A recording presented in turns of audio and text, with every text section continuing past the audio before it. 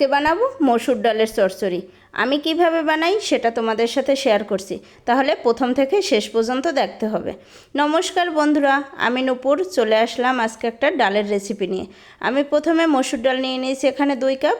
আগে মসুর ডালটা ভালো করে চটকে চটকে ধুতে হবে, যতক্ষণ পর্যন্ত ওর সাদা জলটা না যায়, একদম ফ্রেশ জল না বের হয় ততক্ষণ পর্যন্ত মসুর ডালটা সুন্দর করে ধুতে হবে। ভালো করে না ধুলে আমার কাছে ভালো লাগে না, তাই এই যে দেখো একদম পরিষ্কার করে ধুয়ে নিয়েছি। এখন এটা সাইড করে রেখে দেব। আর আমি এখন কড়াই গরম হয়ে গেছে, কড়াইয়ের ভিতরে সাদা তেল দিয়ে দিচ্ছি। আমি সাদা তেল দিয়ে আজকে করব, তাই সাদা তেল দিয়ে দিয়েছি। আর এখানে দিয়ে দিয়েছি ফোড়নে জিরা ফোড়ন, কারণ আমি একবারেই ফোড়ন দেব, পরে আর কোনো ফোড়ন দেব না। এর ভিতর দিয়ে দিয়েছি 1/2 কাপের মতো পেঁয়াজ কুচি। এখন পেঁয়াজটা আমি হালকা করে ভেজে নেব, হালকা হালকা ব্রাউন হওয়া পর্যন্ত। দেখো আমার পেঁয়াজটা কিন্তু অল্প অল্প নরম হয়ে গেছে, আর একটু একটু ব্রাউন হয়ে গেলে আমি তারপর ডালটা দিয়ে দেবো।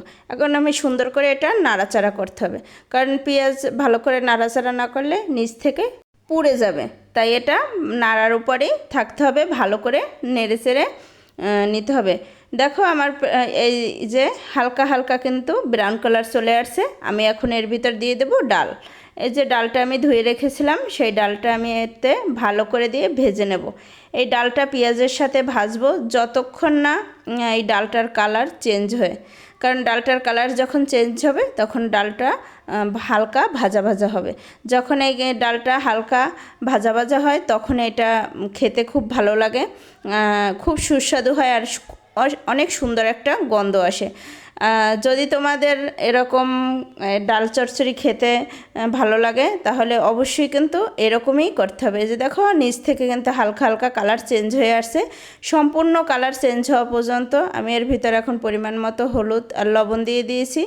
এই যে দেখো আমার ডালের কালারটা কিন্তু একদম চেঞ্জ হয়ে গেছে, আর এটা ভাজা ভাজা হয়ে গেছে, খুব সুন্দর একটা গন্ধ বেরিয়েছে ডালের ভিতর থেকে।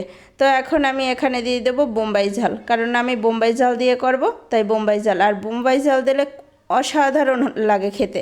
তো তোমরা একবার খেয়ে দেখো এই বোম্বাই ঝালটা দিয়ে। বোম্বাই ঝাল দিলে আর কিচ্ছুর দরকার হবে না, শুধু ডাল চচ্চড়ি দিয়ে 1 প্লেট ভাত অনায়াসে খাওয়া যাবে। দেখো আমি এখানে আগে থাকতে গরম জল করে রেখেছিলাম, তাই পরিমাণ মতো যে জলটা দিয়ে দিলাম। এমন পরিমাণ জল দিতে হবে যাতে ডালটা সেদ্ধও হয় এবং অল্প পরিমাণ একটু ঝোলঝোলও থাকে, কারণ আমি একদম মাখা মাখা করবো, এটা বেশি ঝোলঝোলও রাখবো না আর একদম শুকিয়ে নেবো না। আর আমার ভিডিওগুলো তোমাদের কাছে কেমন লাগে অবশ্যই কিন্তু কমেন্ট করে জানাবে। যদি আমার ভিডিওগুলো তোমাদের কাছে ভালো লেগে থাকে তাহলে আমার চ্যানেলটা সাবস্ক্রাইব করে দেবে, আমার পাশে থাকবে। তো দেখো আমার ডালটা প্রায় হয়ে গেছে। এই যে দেখো ডালটা কিন্তু এখন হয়ে গেছে, আমি চুলাটা বন্ধ করে দেব। আর যতটুকু পাতলা আছে এটা কিন্তু জুড়ালে পরে ঠান্ডা হয়ে গেলে আরও একটু ঘন হবে, তাহলে এই পর্যায়ে ডালটা নামিয়ে নিতে হবে, তাহলে ডালটা ঠান্ডা হলে আরও জুড়াবে। তো সবাই ভালো থাকবে, সুস্থ থাকবে আর আমার সাথে থাকবে।